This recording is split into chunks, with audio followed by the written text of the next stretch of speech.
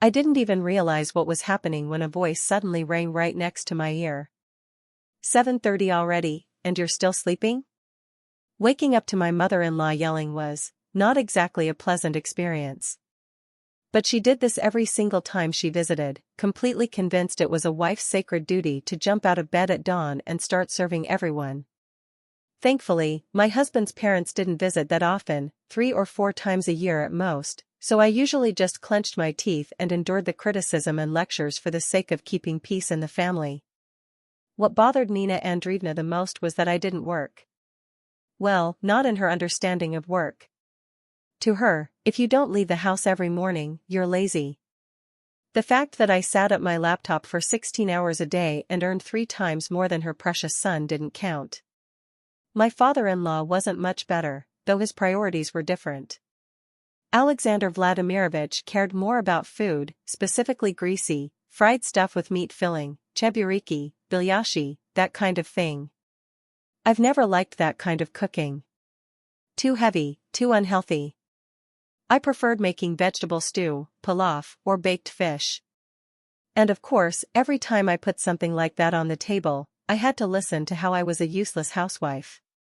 Normally, it wasn't unbearable.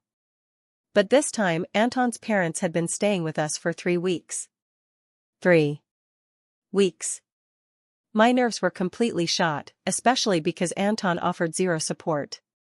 He had basically checked out, leaving me alone in this mess.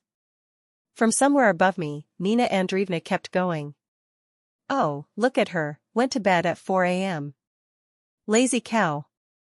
Get up immediately. The apartment is filthy, your husband will be home for lunch and there's nothing to eat, Anton's shirts are wrinkled. That was it. Something ancient and dangerous woke up inside me. I forced my eyes open and sat up in bed. My mother-in-law was staring at me with pure outrage, like she was about to grab a switch and chase me out into the fields. Don't you think you've overstayed your welcome? I asked clearly, getting out of bed with one firm decision. Today, I was getting rid of these unwanted guests. All hell broke loose.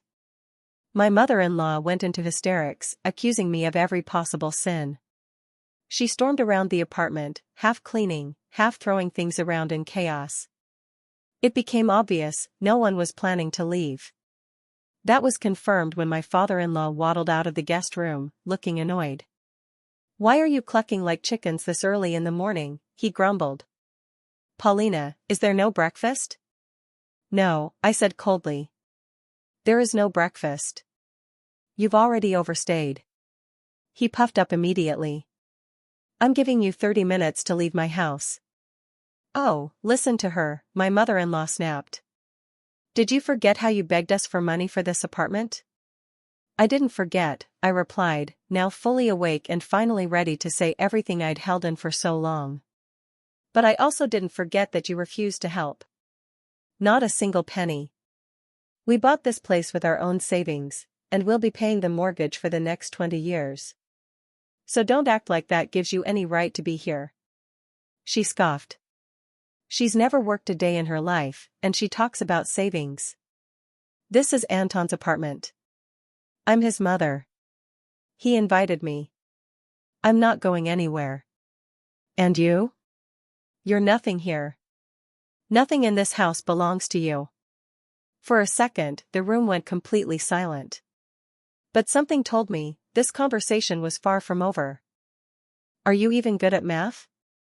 I shot back. Making $40,000 a month, how long would it take him to save enough to buy this place?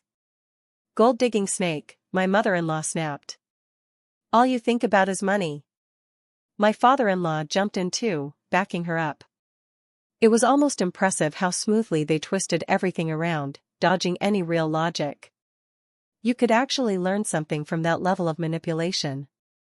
At that point, it became obvious, they weren't leaving anytime soon. And dealing with them without Anton there? Bad idea. I quickly pulled on jeans and a hoodie, tied my hair up in a messy bun, grabbed my laptop, and walked out. The problem was, I had a heavy workload that day. Letting myself fall apart emotionally just wasn't an option. I settled into my favorite cafe, ordered a coffee, and got to work. Since sleeping in clearly wasn't happening, I might as well be productive. But less than an hour later, my phone started buzzing nonstop with notifications. I opened Viber, and immediately grimaced. Message after message from my mother-in-law. No filter, no restraint. The nicest thing she wished me was that I'd drop dead today, painfully and suddenly. Just in case, I took screenshots of everything, then blocked her. After a moment of thought, I sent those screenshots to Anton along with a message telling him where I was and asking him to come talk. He didn't reply. He showed up at the cafe at 5:30 in the evening. By then, I had mostly calmed down, but I was so exhausted I could barely keep my eyes open. "Hey," he said, frowning. "So what did you and my mom fight about this time?" "Anton," I said firmly, closing my laptop and slipping it into my bag, "I want your parents out of our apartment today. I'm not putting up with their behavior anymore." "Paulina, here you go again," he sighed. "Mom's at home taking her blood pressure meds, the paramedic might come by, Dad's stressed out and hungry, and now you're adding to it? What do you want me to do, split myself in half between you?" He was clearly worked up. His mom had done a good job winding him up. And it hurt, really hurt, that he didn't take my side, that he was trying to make me the problem. "I'm not starting anything," I said quietly. "It's impossible to live in the same apartment with them. If you want to see them, rent them a place. Meet them there. But don't bring them into my home anymore. I'm done with that." "Oh, so that's how you're talking now?" His eyes narrowed. "Don't you think you're overstepping? This is my apartment too. I have every right to invite my parents." I just looked at him. Because I realized this wasn't about his parents anymore. Our marriage was hanging by a thread. It was obvious what he was trying to do: push me, break me, make me stay quiet and tolerate everything. I'm not someone who makes decisions in the heat of the moment. But right then, it took everything I had not to throw my cold coffee in his face and demand a divorce on the spot. "You're right," I said slowly, through clenched teeth. "It's our apartment. Which means it's mine too.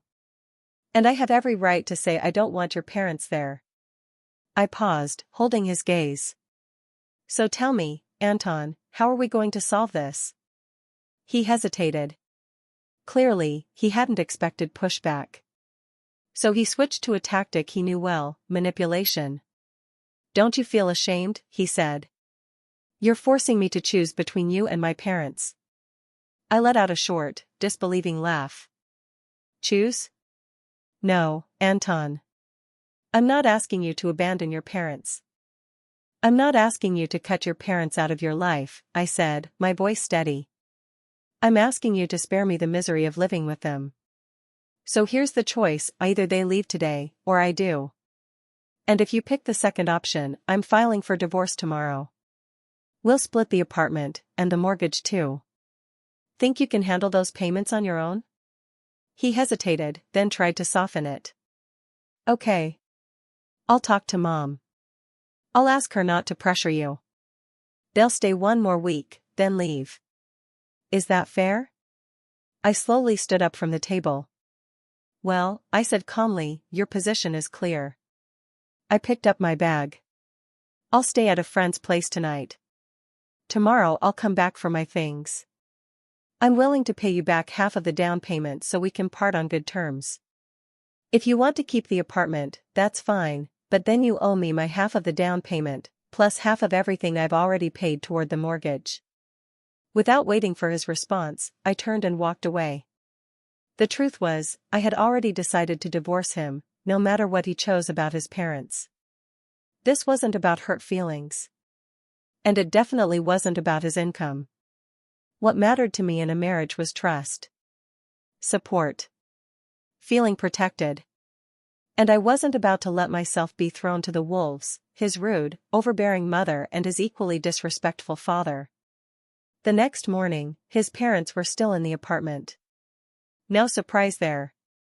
While I packed my things, my mother-in-law didn't stop for a second, throwing insults, accusing me of everything under the sun. But strangely, it didn't affect me anymore. She wasn't family to me now.